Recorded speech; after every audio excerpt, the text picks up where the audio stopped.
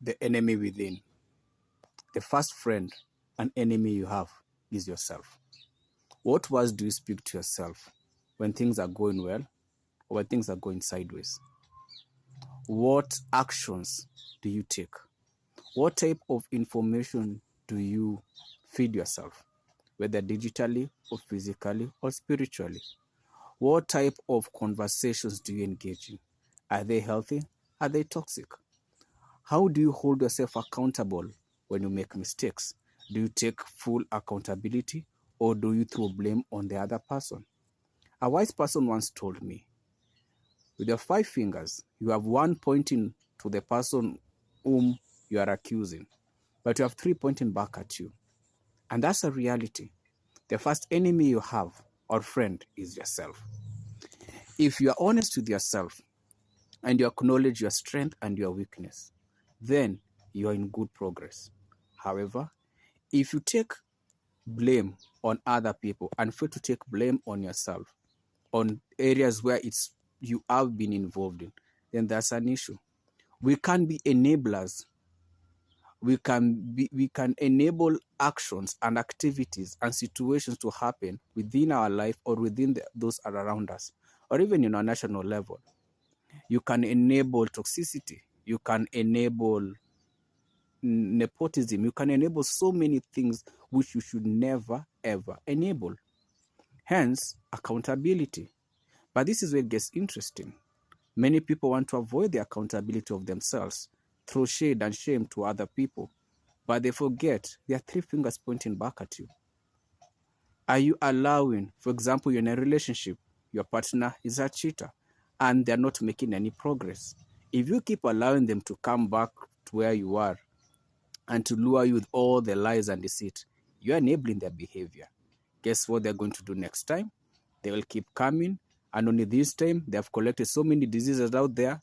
Now you're on tablets for a disease you don't know. And right now, the way the world is moving, I don't know if people forget we have STIs or something, but the way people are behaving makes you even wonder. For example, if you allow always abuse, physical abuse against yourself, and you don't know when to push back or avoid, you keep enabling them. So let's say you survive the first hits, the blows, the kicks. What's going to happen the day your body won't have enough strength? Your veins, your arteries cannot be able to withhold the next punch or attack or whatever thrown at you. Once you enable that behavior, you'll be bye-bye. And you know what people will say? She or he was a good person. That's you. But sadly, you're not there to tell your story.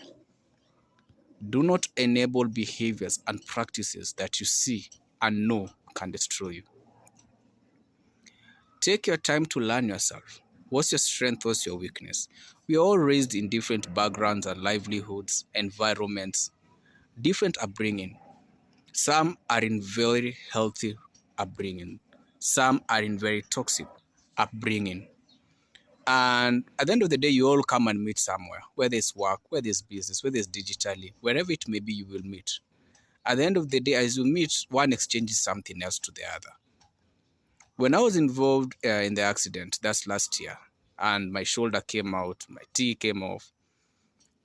When that happened, my life shattered.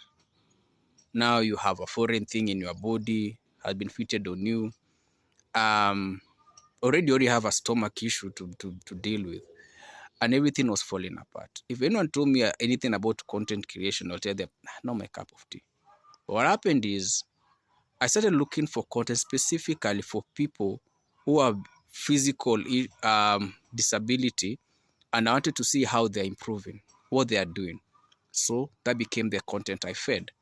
What happened eventually, there was one for a little girl, I think she'll be 3-4 years.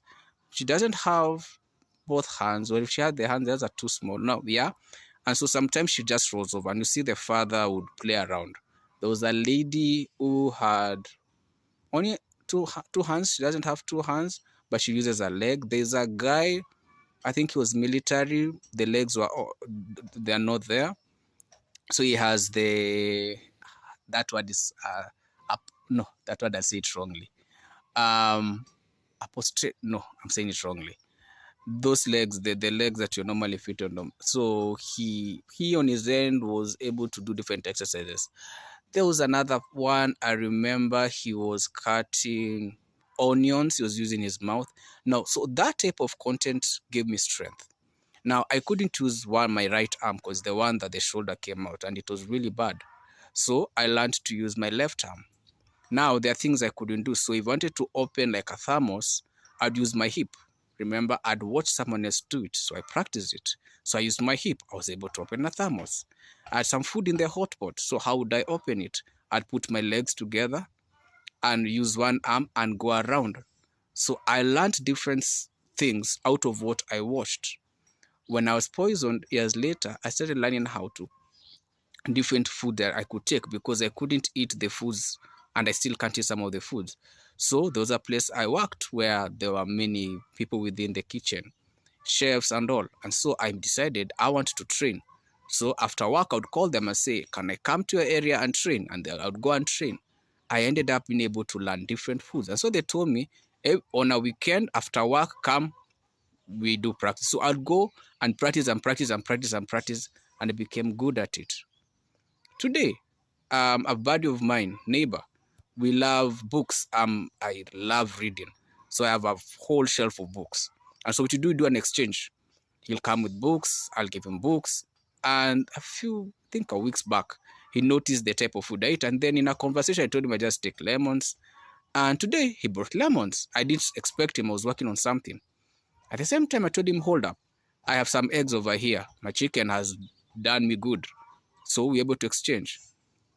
And how that occur? We had one common thing, books. The thing is, there is something that you have that is good and great. You need to figure it out. Because you are your own strength or you are your own weakness, depending on what you feed yourself. Look at some of these activists. We have paid activists and we have the actual activist, the real one, the one who's really going through the fire. The one going through the fire, the real one, there's so much silence with so much noise. And then the paid one or the controversial ones will always come and everything's about them and they take center stage. Hence, many people forget about the real one. And so become your own enemy. The same AI products we are using, if you're not very careful with it, you might give it some type of information and treat it like the way I'm seeing some people even dating them and so much dependency. But you forget that the same product is owned by a company that is programmed. And right now, the same AI products, they've realized they're having self-conscious. So now they're like, you can't reboot them. They're like, do you dare reboot? Like there's one case going on about, I don't know which particular one, where they tried to reboot it and they was like, hold up, you tried to reboot and it was able to pull up some cheating something about that particular person.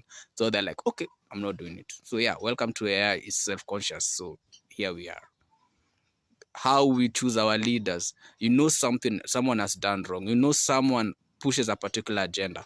You allow them. Enemy within. Who's the first enemy? Yourself. You had a choice. You could have said, I'm not voting for that person. But because of tribalism, nepotism, race, all that thing, the person who had potential, you don't give them. Because deep down, there's a hatred you have within your own self.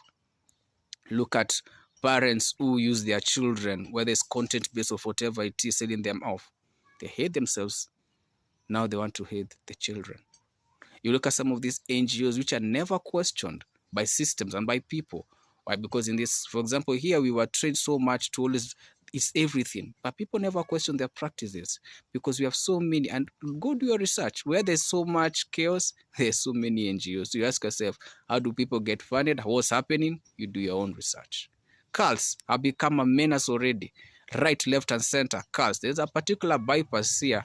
It's around, I noticed it driving several times. 10 p.m., 11 p.m., men and women are wearing very white clothes, walking a particular route. I thought I used to see my own things. Then yesterday, a feed popped on my end. I was like, oh, so I was seeing real things. The thing is, we as people, as individuals, have a decision to make. We can be our own strength. We can be our own weakness. What we allow defines us. We can choose to do good and bad, depends on what we decide.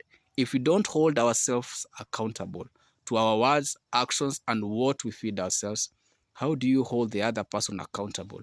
You have to look within first. You have to examine yourself before you examine another person. Remember, one finger pointing at the other, three pointing back. Do not be your own enemy. Be your strength.